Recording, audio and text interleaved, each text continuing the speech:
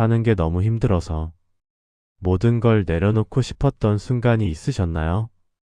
지금 이 순간도 병원 침대에 누워 내일을 걱정하시는 분, 빈 통장을 보며 한숨을 쉬시는 분, 외로움 속에서 밤을 지새우시는 분, 자식 걱정에 잠 못 이루시는 분, 나이 들어감이 두렵고 쓸쓸하신 분, 누구에게도 말할 수 없던 고통, 그저 혼자 삼켜야만 했던 그 밤들. 그 순간 우리는 묻습니다. 나는 이제 어떻게 살아야 할까? 오늘 하루도 힘든 시간을 버티고 있는 당신께 이 영상이 힘이 되길 간절히 바랍니다. 오늘은 인생의 가장 깊은 어둠 속에서 다시 일어선 한 사람의 이야기입니다. 다산 정약용은 모든 것을 잃고 죽음과 절망의 끝에서 다시 일어섰습니다. 왜 그는 포기하지 않았을까요? 지금 그가 남긴 단 한 줄의 지혜가 당신의 삶을 바꿀지도 모릅니다. 다산 정약용. 그가 남긴 지혜는 지금 이 순간 우리 삶에도 길을 비춰줍니다. 인생이 힘들 때, 모든 것이 무너진 것 같을 때, 우리는 어디서 다시 일어설 용기를 찾을 수 있을까요? 200년 전 조선시대에 살았던 한 학자가 있었습니다. 그는 44세의 나이에 영모 사건에 휘말려 모든 것을 잃었습니다. 벼슬도, 명예도, 가족도 모두 잃고 전라도 강진이라는 낯선 곳으로 유배를 떠나야 했습니다. 18년. 그가 유배지에서 보낸 시간입니다. 여러분, 18년이라는 세월이 얼마나 긴 시간인지 상상해 보십시오. 작년의 한창 때를 오로지 유배지에서 보내야 했던 그 고통을 말입니다. 하지만 놀랍게도 다산 선생은 그 절망의 시간을 인생 최고의 전성기로 만들어냈습니다. 유배지에서 500여 권이 넘는 책을 저술했고 조선 최고의 실학자로 역사에 이름을 남겼습니다. 오늘 우리는 그의 삶과 그가 남긴 지혜의 말씀을 통해 삶이 무너질 때 다시 일어서는 법을 배워보겠습니다. 하늘이 사람에게 재난을 내릴 때는 반드시 그것을 이겨낼 힘도 함께 준다. 목민심서. 1801년 신유 박해가 일어났습니다. 천주교 박해 사건이었죠. 정약용 선생은 천주교와 직접적인 연관은 없었지만 그의 형제들이 천주교 신자였기에 영모 혐의를 받게 됩니다. 하루아침에 모든 것이 무너졌습니다. 한양의 명문가 자제로 태어나 어린 나이에 과거에 급제하고 정조 임금의 총애를 받으며 승승장구하던 그의 인생이 말입니다. 체포되던 그날 밤 그는 아내와 자식들의 눈물을 보아야 했습니다. 언제 돌아올 수 있을까요? 라고 묻는 아내에게 그는 대답할 수 없었습니다. 전라도 강진으로 가는 길은 멀고도 험했습니다. 한 걸음 한 걸음 옮길 때마다 그의 마음속에는 질문들이 떠올랐을 것입니다. 왜 나에게 이런 일이 일어났는가? 내가 무슨 잘못을 했단 말인가? 이제 나의 인생은 끝난 것인가? 유배지에 도착한 첫날 밤, 작은 오두막에 홀로 앉아 그는 깊은 절망에 빠졌습니다. 하지만 바로 그 순간 그는 중요한 결정을 내립니다. 슬픔에 잠겨 세월을 보낼 것인가? 아니면 이 시간을 내 인생의 전환점으로 만들 것인가? 여러분, 우리 인생에도 이런 순간들이 찾아옵니다. 갑작스러운 실직, 사업의 실패, 사랑하는 사람과의 이별, 건강을 잃었을 때, 자식이 방황할 때, 우리는 선택의 갈림길에 서게 됩니다. 다산 선생은 이렇게 말했습니다. 재앙을 만나 낙심하지 말라. 그것은 하늘이 그대를 시험하는 것이다. 시험을 통과하면 더 큰 그릇이 된다. 그는 절망 속에서도 선택했습니다. 무너지지 않기로, 이 시간을 헛되이 보내지 않기로 말입니다. 천리 길도 한 걸음부터 시작된다. 큰 일을 이루려거든 작은 일부터 시작하라. 경세유표. 유배 초기 다산 선생의 하루는 비참했습니다. 좁은 방 한 칸, 변변한 책 한 권 없는 곳에서 그는 무엇을 할 수 있었을까요? 그는 가장 작은 것부터 시작했습니다. 매일 아침 해가 뜨면 일어나기. 방을 깨끗이 정돈하기. 제자들에게 글을 가르치기. 밤에는 하루를 기록하기. 처음에는 이런 작은 일들조차 힘들었을 것입니다. 이게 무슨 의미가 있단 말인가 하는 회의감도 들었겠죠. 하지만 그는 멈추지 않았습니다. 하루, 이틀, 일주일, 한 달. 시간이 흐르면서 놀라운 일이 일어났습니다. 작은 일상의 반복이 그에게 삶의 리듬을 돌려주었습니다. 규칙적인 생활이 마음의 안정을 가져왔고 그 안정이 다시 생각할 힘을 주었습니다. 그는 제자들을 가르치며 깨달았습니다. 가르치는 것이 곧 배우는 것임을, 나누는 것이 곧 채워지는 것임을 말입니다. 여러분, 우리가 인생의 바닥에 떨어졌을 때 가장 중요한 것이 무엇일까요? 바로 작은 시작입니다. 다산 선생은 이렇게 말씀하셨습니다. 큰 산도 작은 흙덩이가 쌓여 만들어진다. 낙심하지 말고 오늘 할 수 있는 작은 일 하나를 시작하라. 실직을 했다면 오늘 이력서 한 장을 쓰십시오. 사업이 실패했다면 오늘 작은 아이디어 하나를 메모하십시오. 관계가 깨졌다면 오늘 자신을 돌보는 작은 행동 하나를 하십시오. 건강을 잃었다면 오늘 짧은 산책 한 번을 나가 보십시오. 중요한 것은 완벽한 계획이 아닙니다. 오늘 할 수 있는 단 하나의 작은 행동, 그것이 다시 시작하는 용기의 첫걸음입니다. 어려움은 사람을 성장시키는 스승이다. 편안함 속에서는 결코 큰 사람이 될 수 없다. 여유당 전서. 유배 3년째 되던 해 다산 선생에게 더 큰 시련이 찾아왔습니다. 큰아들의 죽음 소식이었습니다. 편지 한 장으로 전해진 그 소식? 아버지로서 아들의 임종을 지키지 못한 죄책감, 유배지에서 아무것도 해줄 수 없는 무력감. 그의 고통은 이루 말할 수 없었습니다. 며칠간 그는 아무것도 할 수 없었습니다. 먹지도 자지도 못하고 오로지 슬픔에만 잠겼습니다. 하지만 어느 날 아침 그는 펜을 들었습니다. 그리고 아들에게 보내지 못한 편지를 쓰기 시작했습니다. 아들에게 전하고 싶었던 말들, 가르쳐주고 싶었던 삶의 지혜들을 하나하나 적어 내려갔습니다. 그렇게 탄생한 책이 바로 목민심서와 흠음신서의 초고였습니다. 개인적인 슬픔이 만인을 위한 지혜로 승화된 것입니다. 다산 선생은 깨달았습니다. 고통은 피할 수 없다. 하지만 고통을 어떻게 받아들이느냐는 우리가 선택할 수 있다. 그는 자신의 고통을 세 가지 방식으로 전환했습니다. 첫째, 고통을 관찰했습니다. 감정에 휩쓸리는 대신 한 걸음 물러서서 자신의 고통을 들여다보았습니다. 나는 왜 이렇게 아픈가? 이 고통이 내게 무엇을 말하는가?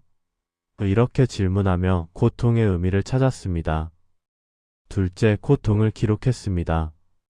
일기를 쓰고 시를 지었습니다. 고통을 언어로 표현하는 순간 그것은 단순한 감정이 아닌 하나의 경험이 되었고 그 경험은 지혜로 변모했습니다. 셋째, 고통을 나눴습니다. 자신과 같은 아픔을 겪는 사람들을 위해 글을 썼습니다.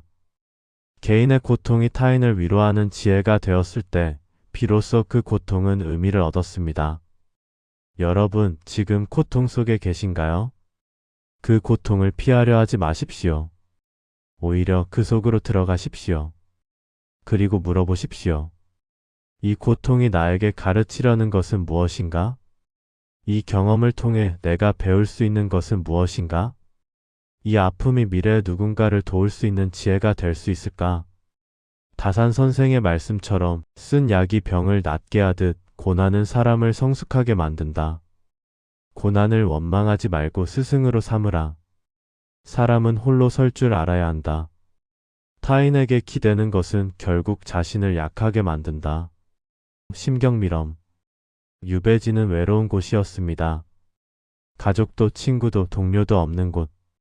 다산 선생은 진정한 고독과 마주해야 했습니다. 처음에는 견디기 힘들었습니다. 밤이 되면 한양에 있는 가족들 생각에 잠을 이루지 못했습니다. 누군가와 이야기하고 싶었고 위로받고 싶었습니다. 하지만 시간이 지나며 그는 고독의 가치를 발견했습니다. 고독 속에서 그는 자기 자신과 대화할 수 있었습니다. 시끄러운 세상에서는 들을 수 없었던 내면의 목소리를 들을 수 있었습니다. 그는 이렇게 적었습니다. 홀로 있을 때 비로소 나는 진정한 나를 만난다. 군중 속에 나는 가면을 쓴 나이지만 고독 속에 나는 진실한 나이다. 고독 속에서 그가 발견한 것들이 있습니다. 자기 자신의 가치, 타인의 인정이 없어도, 세상의 박수가 없어도 나는 존재한다는 것. 내 존재의 가치는 외부가 아닌 내부에서 나온다는 것을 깨달았습니다. 내면의 힘. 혼자서도 생각할 수 있고, 결정할 수 있고, 행동할 수 있다는 것. 누군가에게 의지하지 않아도 나는 충분히 강하다는 것을 알게 되었습니다. 진정한 자유. 타인의 시선, 세상의 평가로부터 자유로워졌을 때 비로소 진정한 나를 펼칠 수 있다는 것을 깨달았습니다. 여러분, 혹시 지금 외로우신가요? 혼자라는 것이 두렵고 힘드신가요? 다산 선생은 말합니다. 외로움과 고독은 다르다. 외로움은 누군가를 그리워하는 것이지만 고독은 나 자신과 함께 있는 것이다. 고독을 두려워하지 말라. 그것은 성장의 시간이다. 홀로 있는 시간을 통해 우리는 내가 진정 원하는 것이 무엇인지 알게 됩니다. 나의 진짜 가치관이 무엇인지 발견합니다. 타인의 기준이 아닌 나만의 기준을 세웁니다. 내면의 단단함을 기릅니다. 물론 관계는 중요합니다. 사람은 혼자 살 수 없습니다. 하지만 건강한 관계는 홀로 설 수 있는 사람들 사이에서만 가능합니다. 의존이 아닌 독립, 기댐이 아닌 연대, 이것이 진정한 관계입니다. 먼 미래를 걱정하지 말라. 오늘 하루를 충실히 살면 내일은 저절로 온다. 유배지에서 보낸 편지. 18년의 유배 생활. 끝을 알 수 없는 시간. 다산 선생은 어떻게 견뎠을까요? 그의 비결은 의외로 단순했습니다. 오늘 하루에만 집중한 것입니다. 언제 이 유배가 끝날까? 앞으로 몇 년을 더 여기서 보내야 할까? 이런 질문들은 그를 절망하게 만들 뿐이었습니다. 그래서 그는 질문을 바꿨습니다. 오늘 나는 무엇을 할 수 있는가? 이 하루를 어떻게 의미 있게 보낼 것인가? 그는 매일 아침 일어나면 그날의 계획을 세웠습니다. 새벽 경전 읽기와 명상, 오전 제자들 가르치기, 오후 책 집필하기, 저녁 하루 정리하고 반성하기. 작고 단순한 일과였지만 이것이 그에게 삶의 리듬을 주었습니다. 하루하루가 쌓여 한 달이 되고 한 달이 쌓여 1년이 되었습니다. 그는 이렇게 말했습니다. 큰 꿈을 꾸되 작은 일에 충실하라. 오늘 할 일을 내일로 미루면 인생은 영원히 시작되지 않는다. 18년의 시간 동안 그가 쓴 책이 500여 권. 하루에 계산하면 평균 몇 페이지도 안 됩니다. 하지만 그 작은 노력이 매일 쌓여 불후의 업적이 되었습니다. 여러분, 지금 앞이 보이지 않으신가요? 끝없는 터널 속을 걷는 것 같으신가요? 그렇다면 멀리 보지 마십시오. 오늘만 보십시오. 10년 후를 계획하지 마십시오. 오늘 하루를 계획하십시오. 내일은 내일의 해가 뜬다는 다산의 말처럼 오늘을 충실히 살면 내일은 저절로 옵니다. 구체적으로 어떻게 하루를 살 것인가? 아침 루틴을 만드십시오. 규칙적으로 일어나고 간단한 일과를 정하십시오. 커피 한 잔, 산책 10분, 책 읽기 15분. 작은 것이라도 좋습니다. 매일 반복하면 그것이 당신의 중심이 됩니다. 하루의 목표 3가지를 정하십시오. 거창할 필요 없습니다. 오늘은 방 청소하기, 오늘은 친구에게 전화하기, 오늘은 30분 걷기처럼 작고 실천 가능한 것으로. 저녁에 하루를 돌아보십시오. 일기를 쓰거나 단순히 하루를 되돌아보는 시간을 가지십시오. 오늘 잘한 일 하나, 내일 더 잘할 일 하나만 생각해도 충분합니다. 다산 선생의 말씀처럼 천리 길을 가려면 발밑의 한 걸음을 소중히 여겨라. 오늘의 한 걸음이 모여 인생의 길이 된다. 일의 크고 작음이 중요한 것이 아니다. 그 일에 어떤 의미를 담느냐가 중요하다. 목민심서. 유배지에서의 삶은 지루하고 단조로웠습니다. 날마다 비슷한 풍경, 비슷한 일과 의미 없이 보이는 하루하루. 하지만 다산 선생은 그 하루하루의 의미를 부여했습니다.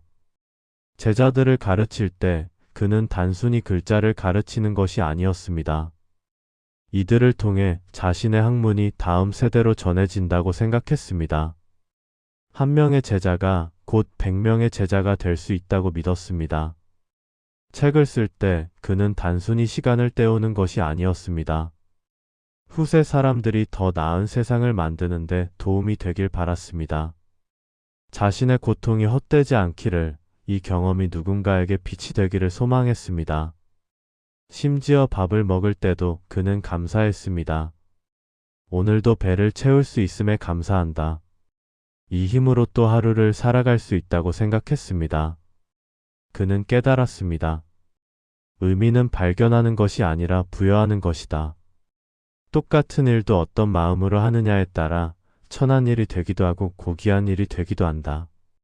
여러분, 지금 하시는 일이 의미 없게 느껴지십니까? 직장에서 매일 반복되는 업무가 무의미하게 느껴지십니까? 집안일이 끝없이 반복되는 것만 같으십니까? 내 인생이 아무런 변화 없이 제자리 걸음인 것 같으십니까? 그렇다면 의미를 부여하십시오. 일에 의미를 부여하는 3가지 질문. 이 일이 누구에게 도움이 되는가? 작은 일이라도 누군가에게 도움이 됩니다. 청소를 하면 가족이 쾌적한 환경에서 삽니다. 업무를 하면 누군가가 더 편리해집니다. 그 연결을 보십시오. 이 일을 통해 내가 배우는 것은 무엇인가? 모든 경험은 배움입니다. 실패도 배움이고 반복도 배움입니다. 이것이 나를 어떻게 성장시키는가? 를 생각하십시오. 이 일이 더 큰 목표와 어떻게 연결되는가? 작은 일도 큰 그림의 일부입니다. 오늘의 작은 노력이 내년에 큰 변화가 될 수 있습니다. 연결을 보십시오.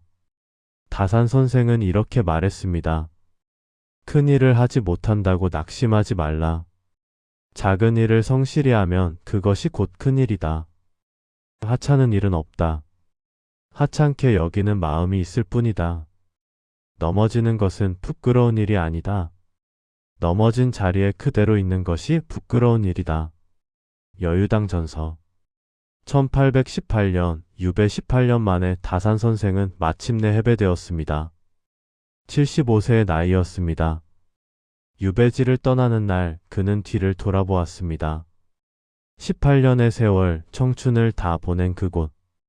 그러나 그의 눈에는 눈물이 아닌 평온함이 있었습니다. 그는 말했습니다. 이곳에서 나는 모든 것을 잃었지만 동시에 모든 것을 얻었다. 명예를 잃었지만 자유를 얻었고 지위를 잃었지만 지혜를 얻었다. 한양으로 돌아온 그는 변해 있었습니다. 더 이상 출세를 꿈꾸지 않았습니다. 세상의 인정을 바라지 않았습니다. 다만 자신이 할 수 있는 일을, 의미 있는 일을 묵묵히 해나갔습니다. 남은 생의 시간 동안 그는 더 많은 책을 썼고 더 많은 제자를 가르쳤습니다. 그리고 1836년 75세의 나이로 생을 마감했습니다. 그가 남긴 유언은 간단했습니다. 나는 충분히 살았다. 후회는 없다. 여러분, 다산 선생의 삶이 우리에게 가르쳐주는 것은 무엇일까요? 첫째, 인생은 끝난 것이 아니다. 아무리 큰 실패를 겪어도, 아무리 깊은 절망에 빠져도 인생은 끝나지 않았습니다. 숨을 쉬고 있다면, 심장이 뛴다면 아직 끝이 아닙니다. 새로운 시작은 언제든 가능합니다. 둘째, 절망은 전환점이 될 수 있다. 인생의 가장 어두운 시기가 가장 위대한 업적을 낳을 수 있습니다. 고통은 우리를 무너뜨리기 위해 오는 것이 아니라 더 강하게 만들기 위해 옵니다. 셋째, 의미는 우리가 만든다. 같은 상황이라도 어떤 사람은 절망하고 어떤 사람은 기회로 만듭니다. 차이는 상황이 아니라 마음가짐입니다. 우리가 어떤 의미를 부여하느냐가 모든 것을 결정합니다. 지금 이 순간 힘든 시간을 보내고 계신 분들께 다산 선생의 마지막 메시지를 전합니다. 인생에는 헛된 시간이 없다. 모든 경험은 배움이고 모든 고통은 성장이다. 절망의 시간도 헛되지 않다. 그것이 당신을 더 깊고 넓은 사람으로 만들 것이다. 여러분, 우리는 지금까지 정약용 선생의 삶을 함께 걸어왔습니다. 44세의 모든 것을 잃고 유배지로 떠난 한 사람이 18년이라는 긴 세월을 어떻게 견뎌냈는지, 그리고 그 절망의 시간을 어떻게 인생 최고의 전성기로 만들어냈는지 보았습니다. 이제 우리는 스스로에게 물어야 합니다. 나에게도 그런 힘이 있을까? 나도 다시 일어설 수 있을까? 다산 선생은 이렇게 대답합니다. 근심은 피할 수 없다. 그러나 근심에 빠지는 것은 나의 선택이다. 여러분, 이 말씀의 의미를 깊이 생각해 보십시오.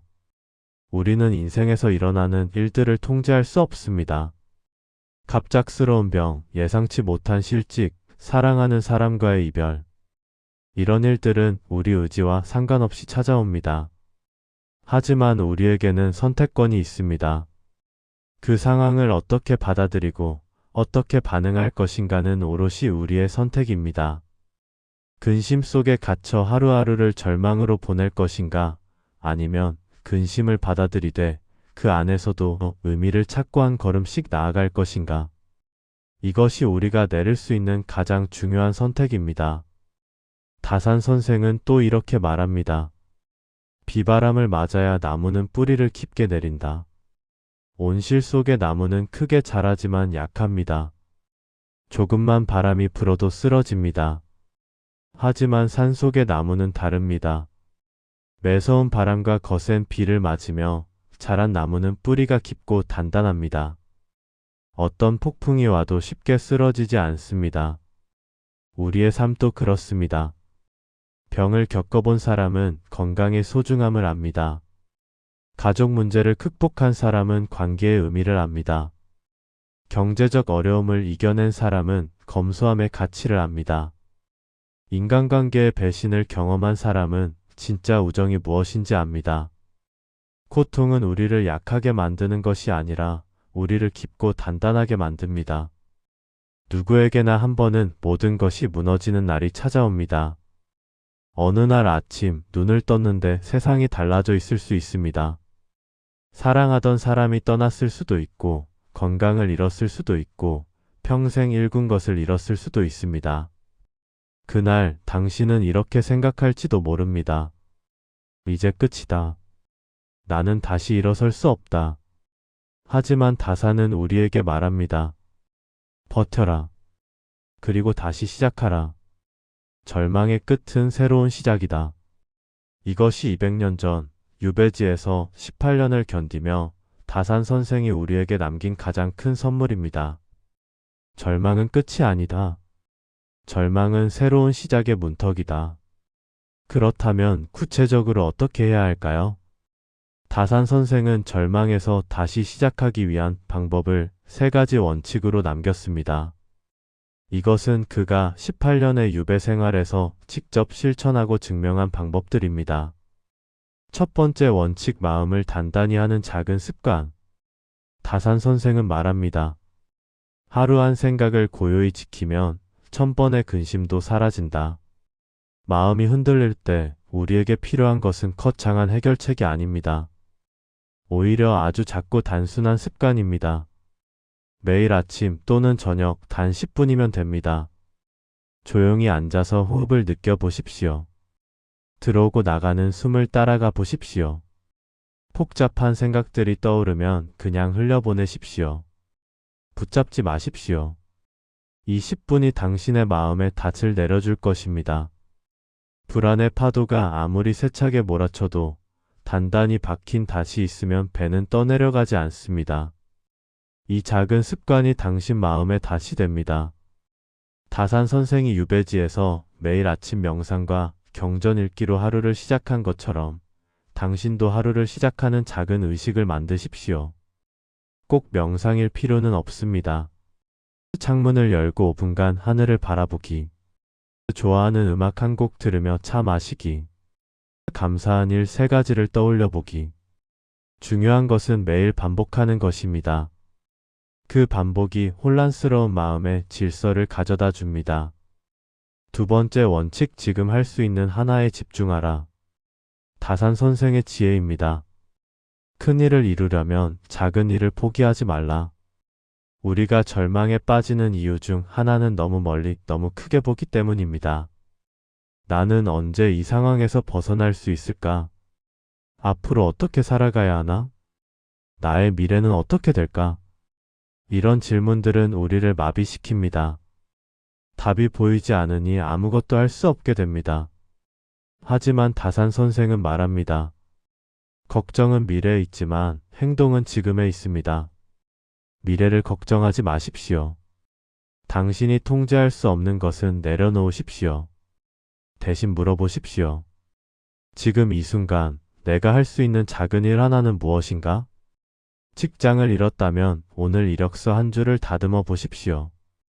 건강이 나빠졌다면 오늘 10분만 걸어 보십시오. 관계가 깨졌다면 오늘 나 자신에게 따뜻한 말 한마디를 건네십시오. 미래가 불안하다면 오늘 할 일 하나를 정해서 해내십시오.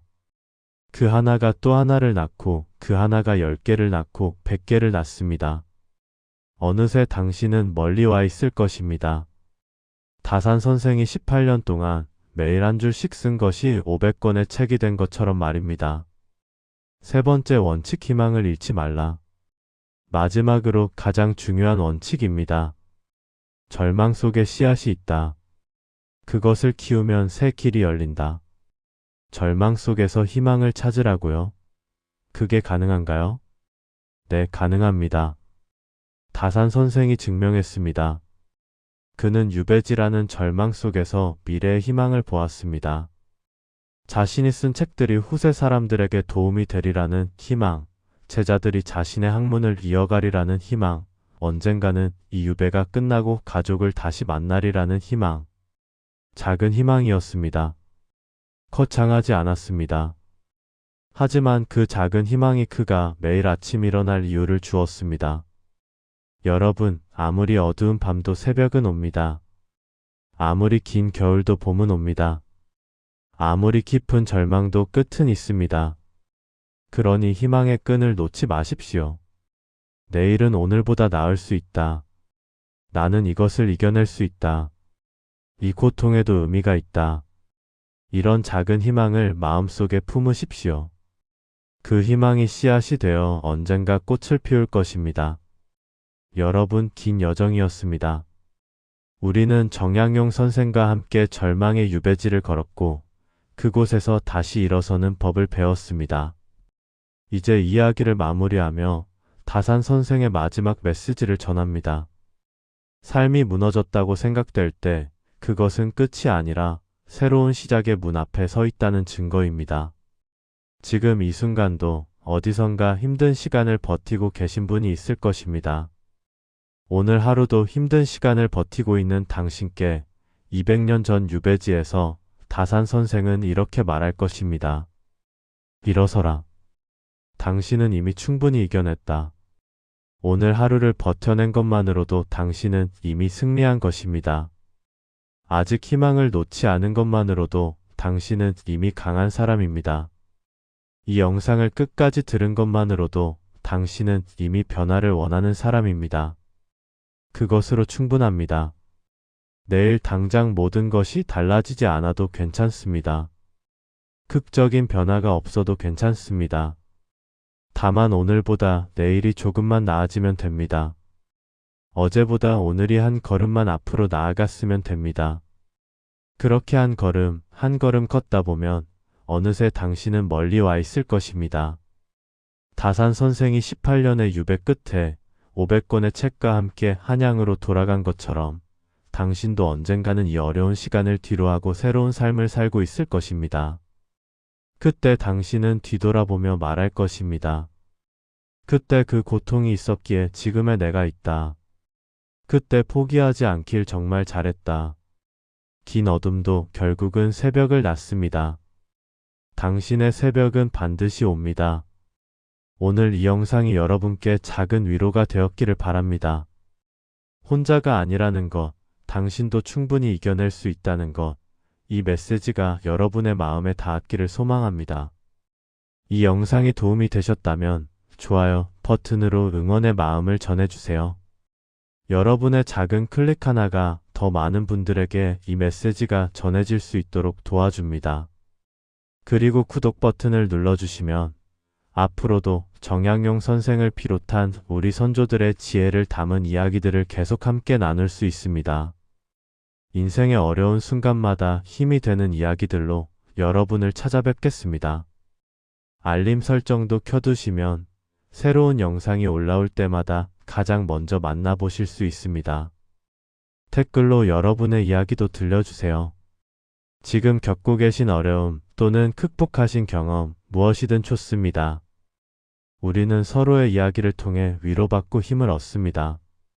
오늘 하루도 수고 많으셨습니다. 내일도 모레도 당신은 잘 해낼 것입니다.